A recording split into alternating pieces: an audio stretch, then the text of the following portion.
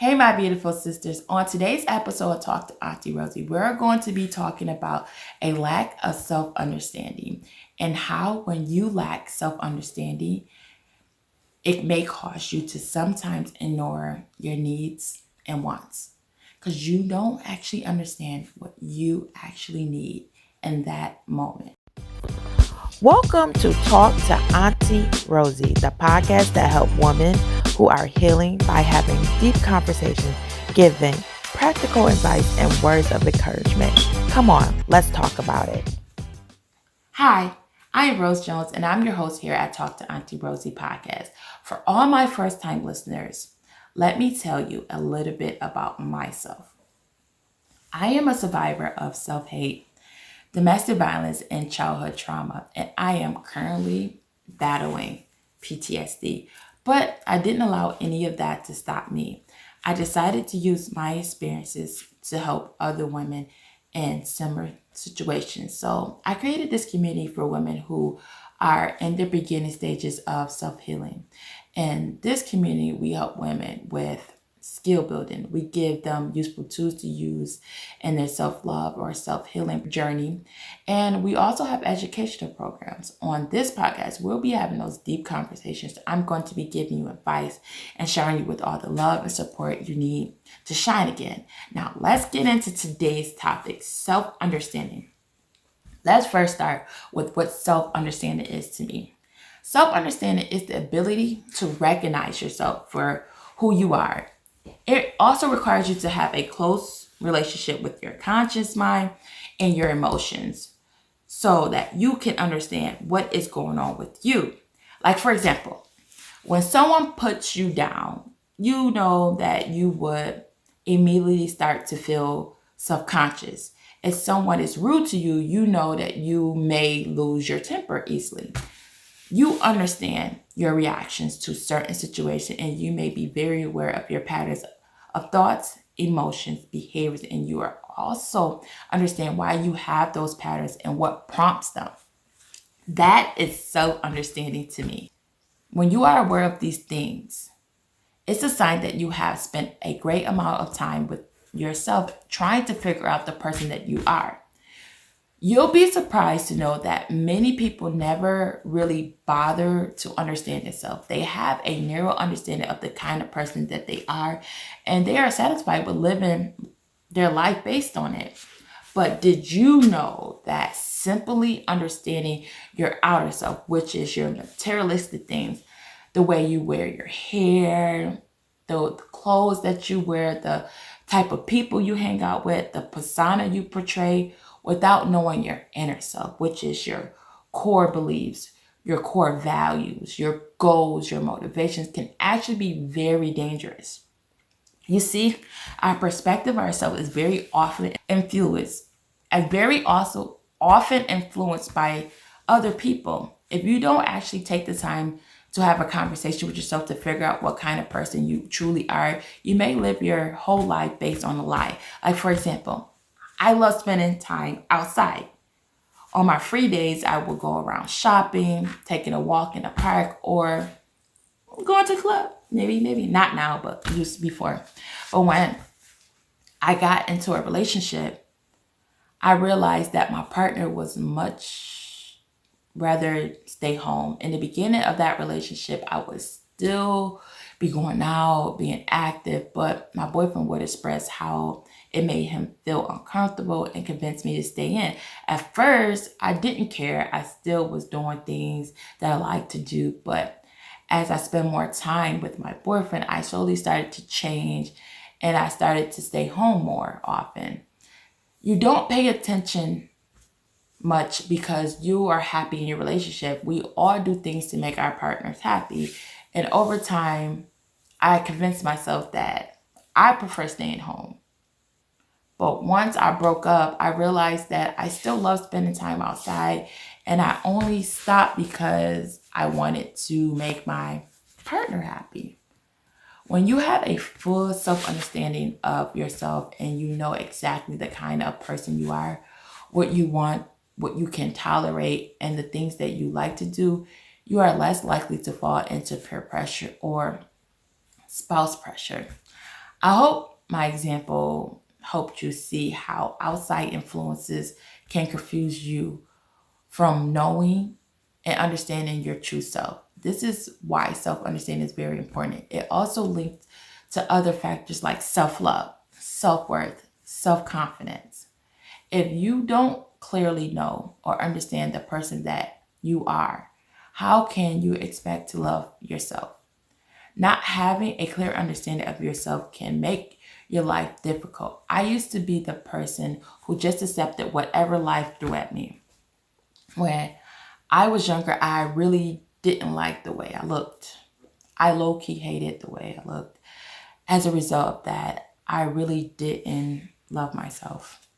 So I created a habit of ignoring things whenever possible. If something bad happened to me, my favorite saying was, "It is what it is."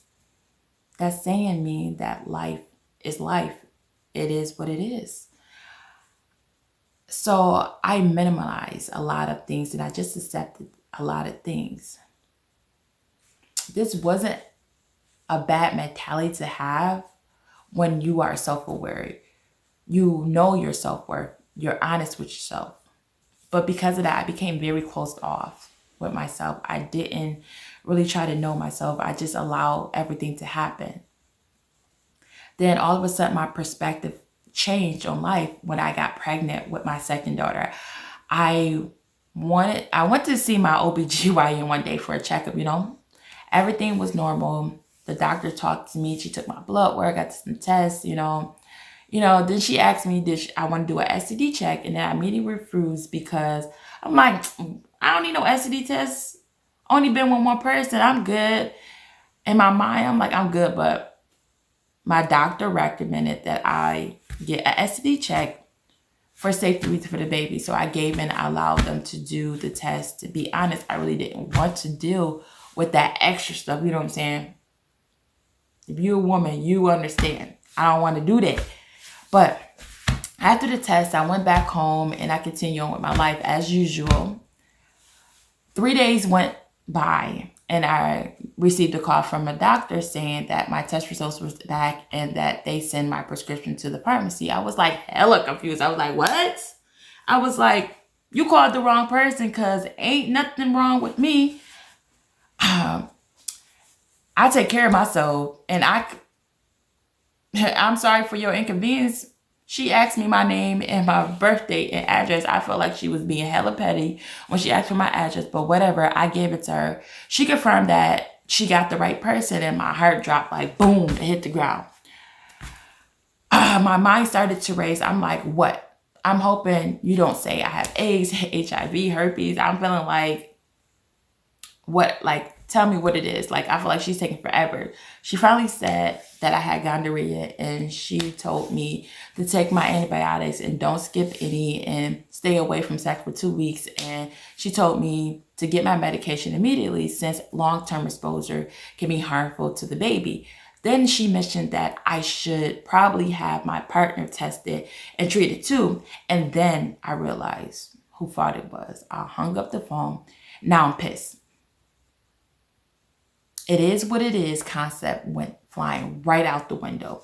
But instead of directly calling my partner and confronting him about it, demanding answers, petty me called his mother and told her everything. And she told his older brother when he got home, he was welcomed by his family. As soon as he opened the door, they started to yell and holler at him.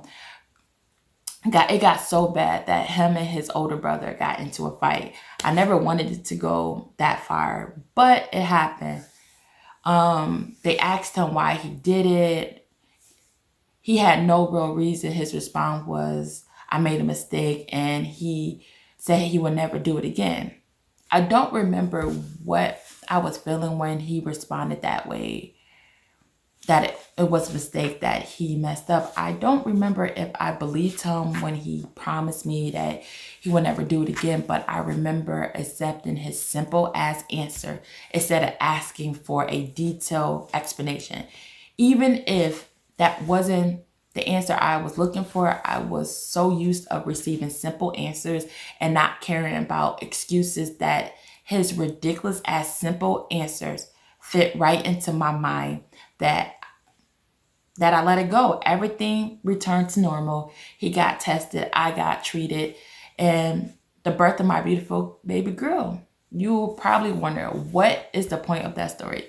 The point of that story is just how important self-understanding is in a person's life. If you don't know exactly the kind of person you are and how much you can tolerate in a certain situation, you are going to let people walk over you. I asked myself, why did I call in for reinforcements? And looking back now, I realized I only did that because I was unsure of how to feel. I lack understanding of myself, so I look for other people to display to me how I should feel in that moment. Instead of talking to myself, exploring myself, I was confused if I should be angry in that situation. Should I be felt betrayed or fear for my child life? I let other people in my life decide what I should feel, and that's why I let the situation slide so easy, because as soon as they left, I was